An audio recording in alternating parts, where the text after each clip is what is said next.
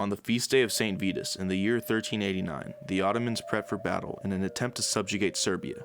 Tsar Lazar, who had ruled the most powerful Serbian state after the death of Tsar Dusan the Mighty, had spent most of his reign strengthening his domains by making amends with neighboring foes and establishing new monasteries and churches.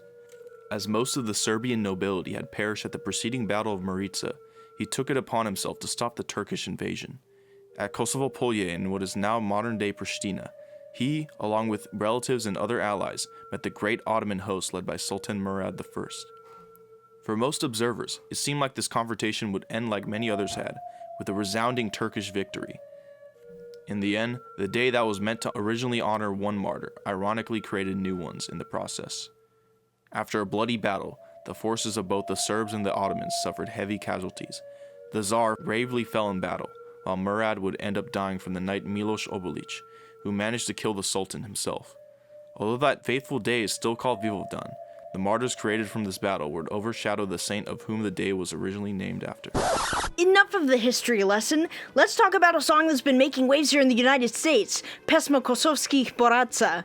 If that doesn't sound familiar, then you may recognize it as Hriste Bože. Unfortunately, in its wake of its newfound virality, there's been some misinformation regarding the song itself, which is unsurprisingly common in this space. So, what is the origin of the song, why does it have two names, and just how old is it? The song Pesma Kosovskih Boraca is actually not as old as one would think. The song, authored by Ljubomir Simović, can be traced back to this album, Boj na Kosovu. This was released on the 600th year anniversary of the titular battle, which means that the song is only about 37 years old. But that's not all. This is actually based off of the drama of the same name and author, which was released the year prior. This drama is also what the film of the same name is based off of, and while the audio cassette version sounds like this, Na tri svetlo I na tri sastavno, odlazimo na Kosovo ravno. The film's version sounds like this.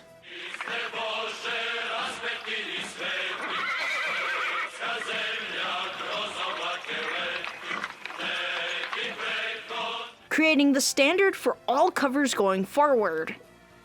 The earliest proper cover of the song would be released in the same year on the album Kosovski Poklichi, released by the publishing company of the at the time eparchy of Shabac Valjevo, Glas Crkve. The most popular version of the song is a little younger, releasing in 1991. But wait, if you check the category number and the Discogs page, it says that it released in 1994, so what's going on?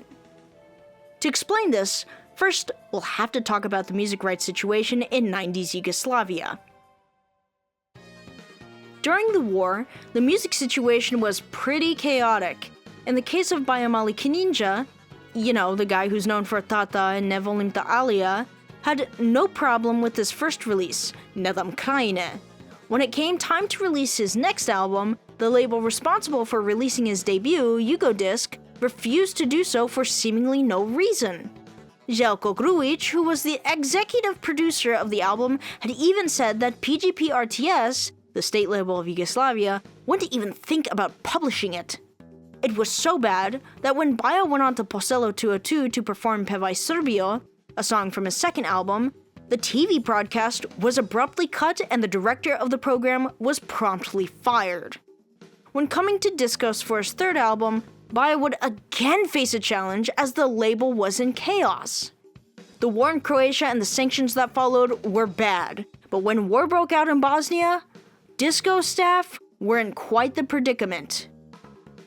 Svetin Todorovic, a composer and lyricist within Discos, made the biggest gamble in his career and, like Željko Grujić with Nina Trade, created the independent studio Superton. These companies were technically illegal as they were not state-owned and weren't the only ones. Renome, Minddisc, Victor, Yugo-Hit, Discopan, Graphosound, and many other labels were either created shortly before the war or were independent studios that hosted patriotic music at some point or another. One of these companies is the subject of this video, the Master Music Company.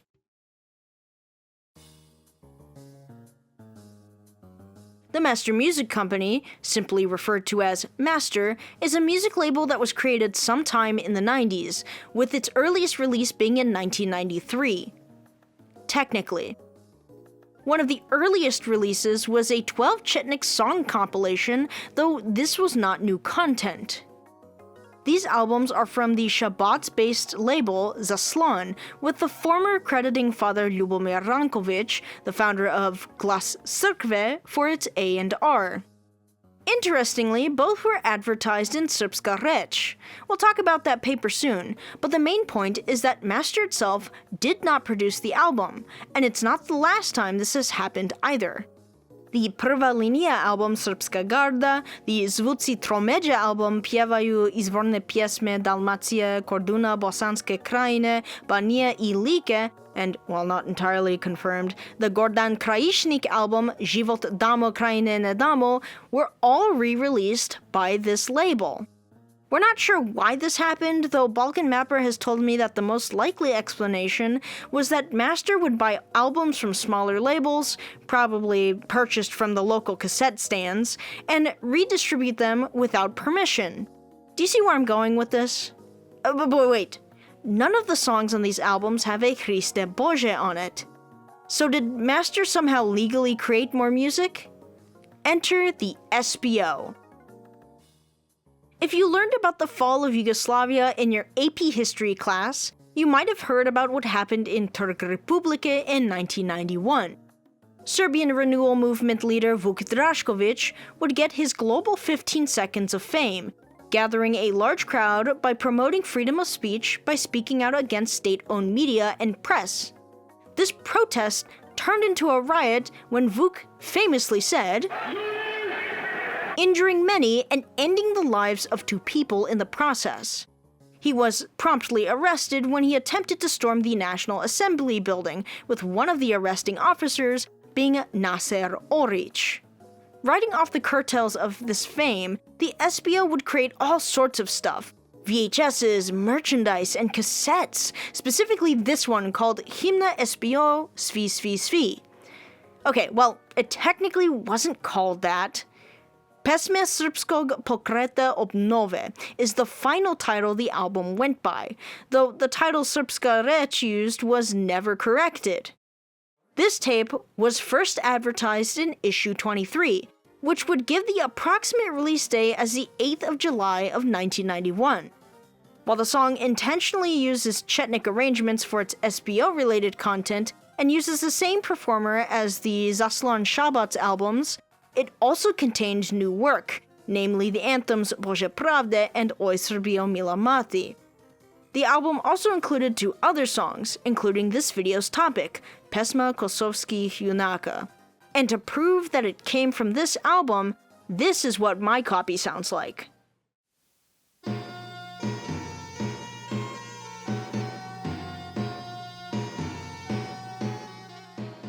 Who would have thought that the most popular version of the song came from a propaganda album from an allegedly Western-backed group that was meant to divide the people instead of unite it? But wait, we still didn't really answer the question as to why it was renamed to Hriste Bože. The answer to this is quite simple. It's just the first 2 lyrics of the song. This is actually a lot more common than you think, though this leads to more questions.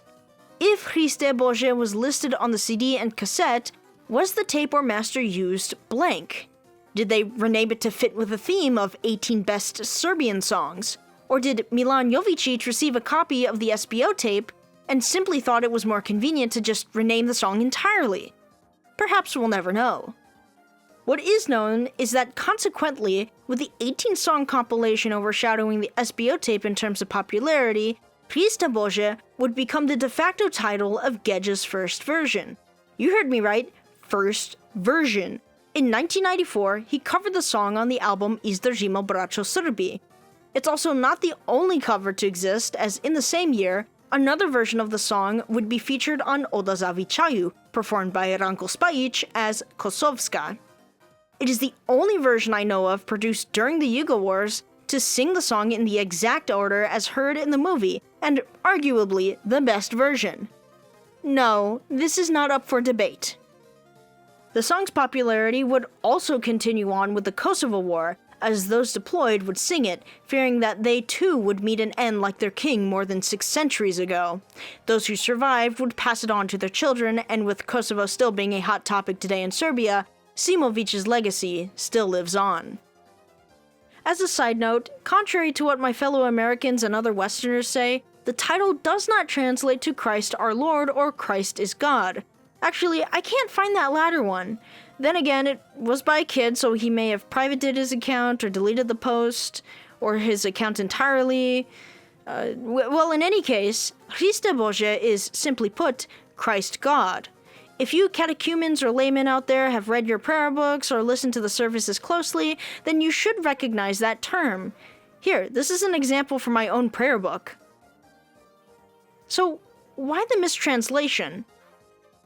The most likely explanation is that the earliest translation of the song I could find uses it. I assume that the person responsible assumed Christ our God was the grammatically correct way of saying it in English, not knowing that the faithful here also use Christ God.